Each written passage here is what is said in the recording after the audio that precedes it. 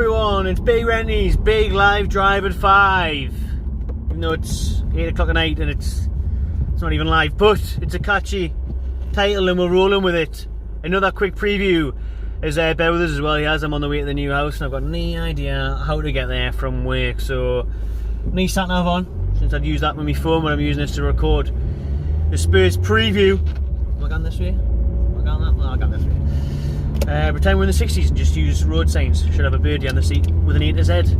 Newcastle tomorrow night, Spurs at St James's Park, back at home, unbeaten in 6 Premier League games at home. Try and keep it that way. And after being beaten quite a few times in a row now, innit? At least in the league, it's twice. Beaten off Man City, beaten off Watford, both away. Get back at St James's Park. It's been good for this season, especially after the restart. Obviously, big wins there. At Sheffield United was started with, but Spurs tomorrow are off the back, unlike us, off the back of a couple of losses. Spurs have been shit now, to be fair. They did beat Arsenal in the big North London derby, and that's all that matters in the derby is the result.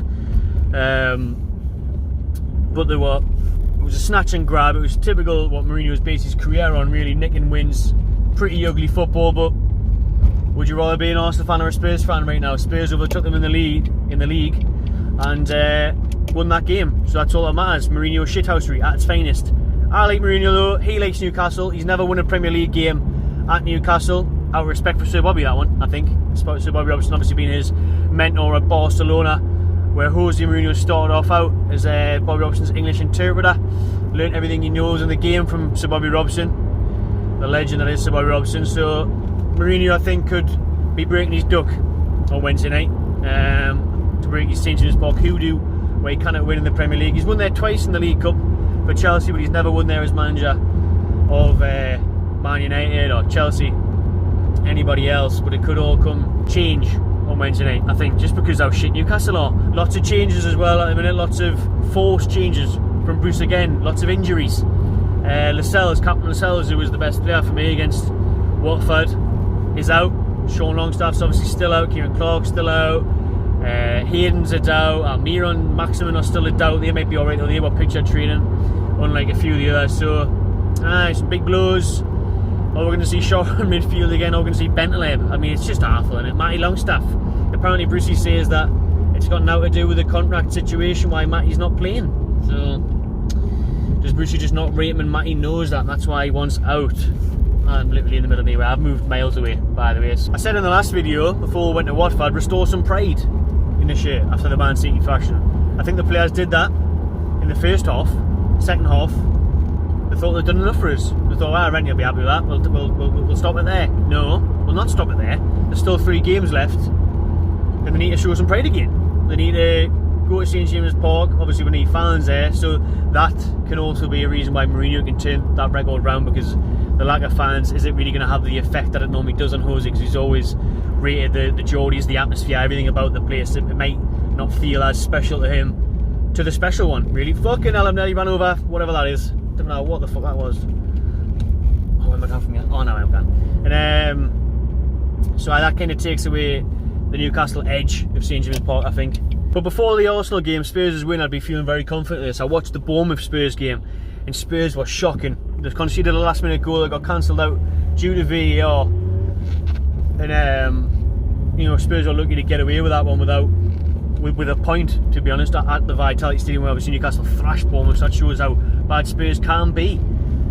They didn't even have a shot on target against Bournemouth. They didn't have a shot on target. Newcastle looked like fucking prime Netherlands, 86 Netherlands at Bournemouth ground in that orange kit, and then went to Watford the week after, and fucking hell, couldn't look much opposite in that second half. Dwight Gale, can he continue his good goal scoring form since the restart?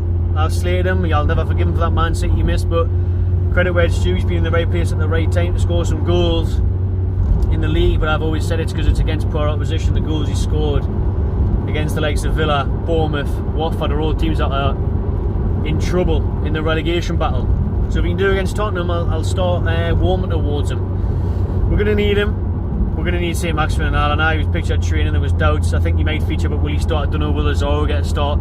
It's the last chance really for these loan players to pick up some game time and try and get that permanent deal. Bruce has made it pretty clear today that he wants to keep Danny Rose I think he's still got to do more for me. I don't think he's been our impressive at all. Newcastle, always very slow to start the game. His fitness isn't that there, and his attitude doesn't look that great, to be honest. We've saw glimpses in games where he's made some great tackles, great interceptions. You can see that's the Danny Rose that everyone used to rave about. That was in the England team, but we haven't seen that enough. But obviously he's ineligible tomorrow night, so he's going to get that game time against his former side. Spurs, I think it's a tricky one, because how does Mourinho set up? Mourinho might not thrive in games like this against Newcastle, where it's expected that they play the better football. They've got the better players. They've got Harry Kane up top. They've got Son up top. They've got Lucas up top. You know, they've got other players in midfield. You think that Aaron Dombele, the amount of money they spent on him, everyone hammers Joe Linton, but he was 60-70 million. I think he's played about 2 games. He's looked lifting in both of them. But they have got players across the park that are brilliant. The keeper's still class on Hugo Lloris. Hasn't been his great season, but he made a great save against Arsenal. I remember he pushed one over the bar. Spurs aside, should easily beat us. But I just think Newcastle could catch them out if Brucey doesn't go so fucking negative again. That's rattling all our bumpy motorway. That's a really bumpy motorway. Is that better? A little bit better. Brucey goes through. We're in the middle of the table now. We're not getting relegated. We're not going to get top 10. Just attack them. Just go for it, Bruce. Challenge them. Show your wits against the special one, Brucey. Show that the bacon one is also the special one. And try and get a win. Try and play some attacking football. Don't try and be a Mourinho and play shithouse football and snatch something, because that would be acceptable. Like we did at their place when we needed the points. Jesus, that is. Down there in August at their stadium, that was class. Didn't mind snatch and grab there, not at all, to get the result. Because I think that was the only thing we'd done all game. We don't know how we survived that game. They should have had a penalty. I remember it was backs to the wall for the entire 70 minutes after we scored, really. At home, Spurs, hopefully they'll still be a bit hungover from partying against that North London win only a couple of days ago. Like I say, they'll struggle whether you might want to be on the ball more, so they kind of do the Mourinho, pump it along and catch us out the back.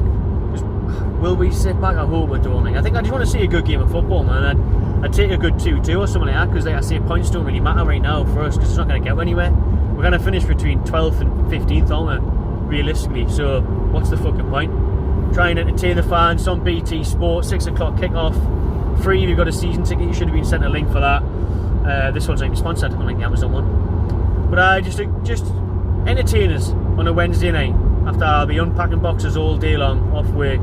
Hopefully we'll try and get a watch along sorted, but it may be tricky with the new house and setting up TVs. Everything's still boxed away, internet and stuff like that. The internet's not going to be ready, so I'll try and sort something out. But I'll go for a 1-1. But if I'm being honest, I think we're going to get beat 2-0. I really do.